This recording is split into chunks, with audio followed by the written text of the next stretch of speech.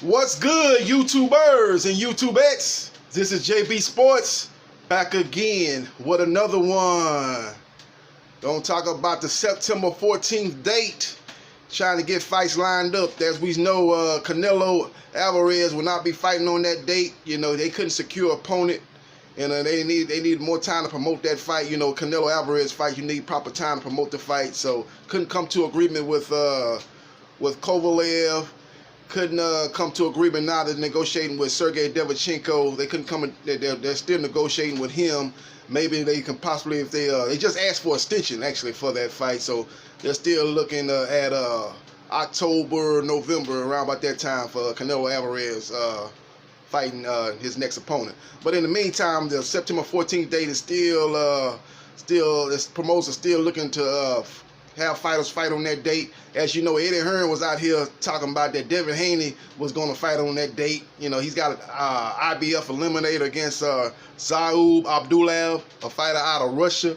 And, you know, let Eddie Hearn tell it, you know, he was basically saying that Devin Haney has took over that date and he's going to be headlining that date. And when he said that, I'm like, what? That's Mexican Independence Day. You think they would try to have a Latino fighter fighting on that date? You know, you got a guy like Devin Haney, a rising young prospect, but a guy that's, you know, I think he's probably maybe, I don't even know if he's actually headlining a card before. Actually, he might have done this. Maybe his last fight he headlined it, but if it is, it's very either one or maybe he hasn't headlined a fight yet. So you would have a fighter like that headlining of card on Mexican Independence Day, September 14th. A guy that's not very well known. You know, but Eddie Hearn, man, you got to watch with Eddie Hearn when he be talking, man. The guy, you be doing a lot of double talking. You know, he does a lot of things, making a lot of pronouncements, making things seem like, oh, man, yeah, I got Devin Haney. Since Canelo's not fighting on that date, Devin Haney is going to take over that card.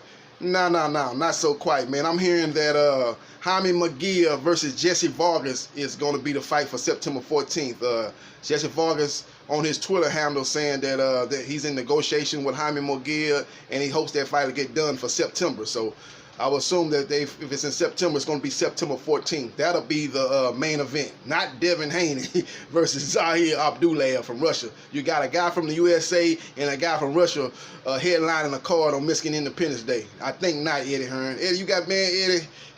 Eddie is what I call a used car salesman, man. He'll try to sell you a lemon, man, and make you think this is off the showroom floor, man. You know what I'm saying? He make you believe it's off the showroom floor, and he's selling you a lemon, man. You can't believe half the things that come out of that guy's mouth, man. He's a promoter. He's gonna always try to make it look like, oh man, I got the fight of Devin Haney, man. He was gonna fight. As you know, man, he was supposed to be fighting the day before, September 13th, on the zone card. But he made it look like, well, since Canelo's not going to fight, you know, Devin Haney is now going to headline that fight. That's what he made it seem. He never came out and said he's going to be the main event, but he basically said he's going to fight on the 14th. And he basically, you know, insinuated that he was taking over that card for Canelo not able to secure opponent. You know, made people think, Devin Haney's going to headline a card on September 14th? Nah. He'll probably be on that card. He'll probably be the co-main event. I give him that. He'll probably be the co-main event, but that fight is not going to be the main event on September 14th. Again, well, it's looking like Jaime Mungia versus Jessie Vargas will be the fight for September 14th. Another opponent that could be added on if they can't come to agreement with Jessie Vargas is Kell Brook versus Jaime Mungia. But I think Kell Brook, you know, is going and Jessie Vargas probably going to be around about the same amount of money that they're going to earn for fighting Jaime Mungia. And Jessie Vargas actually might command a little bit more since he's a Latino fighter. You know, since he's Latino and it's on Mexican Independence Day, you would think he probably would command a bigger purse. But Kell Brook's got, he's got a name in boxing, and he's been in high-profile fights with Triple G and Errol Spence Jr. and Sean Porter. So he's a little bit more high profile, and he's at once upon a time he was held in higher regard than Jessie Vargas ever has. I think Jessie Vargas' best wins was against Saddam Ali, and you look at Kell Brook, his best win was against Sean Porter. So Sean Porter is a much better fighter than Saddam Ali. So you probably would hold Kell Brook resume in much higher regard than Jessie Vargas' resume. Even though Jessie Vargas was on a pay-per-view with Manny Pacquiao and put on a good fight, though. Got beat, but didn't get you know, a lot of people thought he was gonna get stopped in that fight. He actually went 12 rounds with Manny Pacquiao. And you look at he's fought Adrian Broner, and he's fought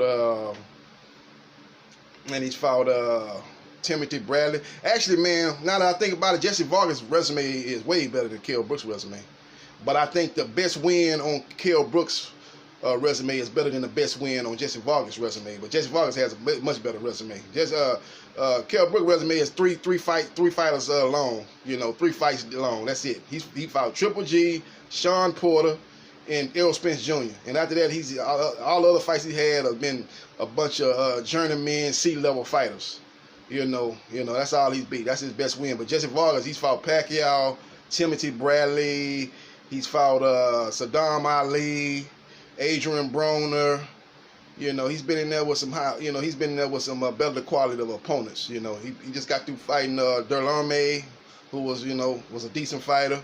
You know, and so his resume is better than Kell Brooks' resume. So everything being equal, you know, I think they would prefer to have 2 Latinos fighters fighting on that card for September 14th, and those 2 fighters are controlled by Oscar De La Hoya and Golden Boy. So, and they're still in control of that card. Don't let Eddie Hearn tell you no different. Oscar De La Hoya still got first rights and first dibs on the September 14th card on the zone. They still got first dibs on it. It ain't Eddie Hearn. Eddie Hearn, best case scenario is Devin Haney versus Zahu Abdullah will be the co-main event to Jaime Mungia fight, whoever it be, whether it be Jessie Vargas, who I believe is the front runner, or Kell Brooks. So we'll see what happens on that, man. Just giving you the update on that, man.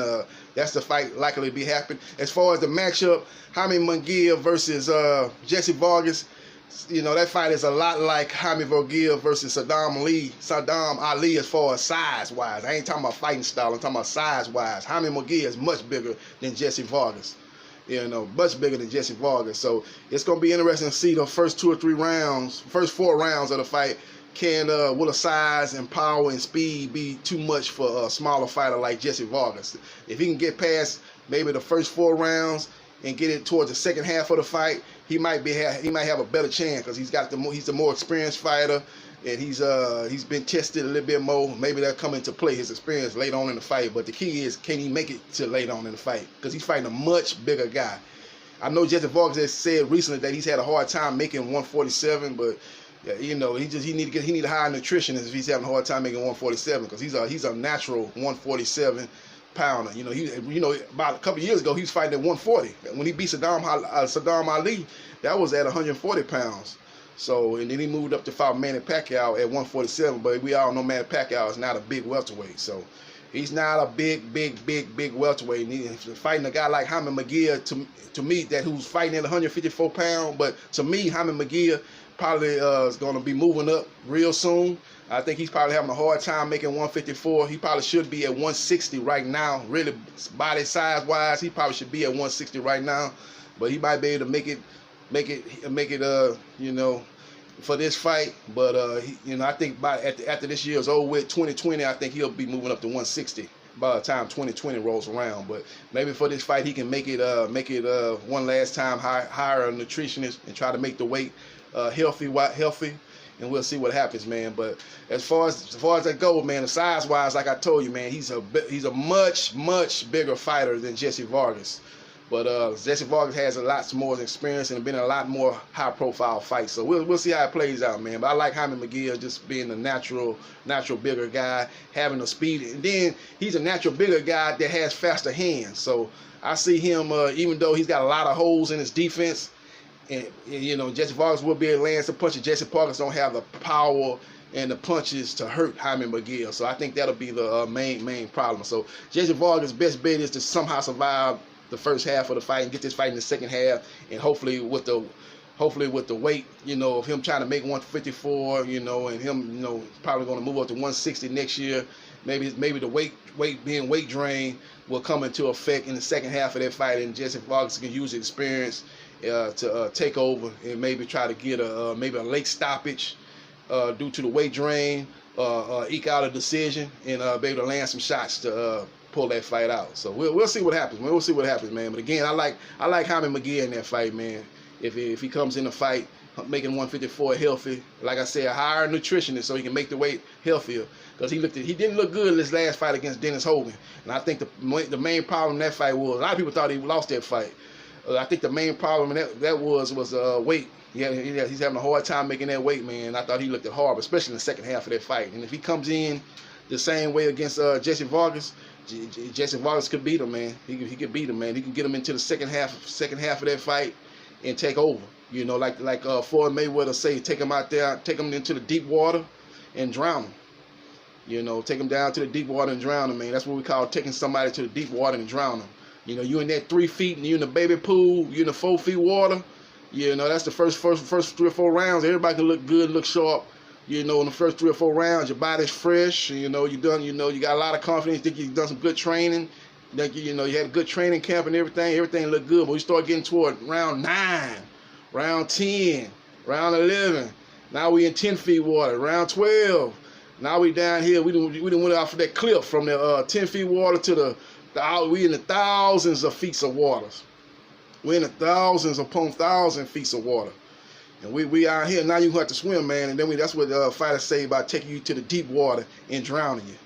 And that's what Jessie Vargas will be looking to do with Jaime Mungia. Take him into the second half of that fight and possibly drowning him due to experience and being in, due to experience and being in bigger fights and being in more high-profile fights and just been fighting longer. He's been in the boxing game fighting longer and taking advantage of Jaime Mungia's inexperience and possibly being weight drained from making 154, trying to make 154 maybe one time too many.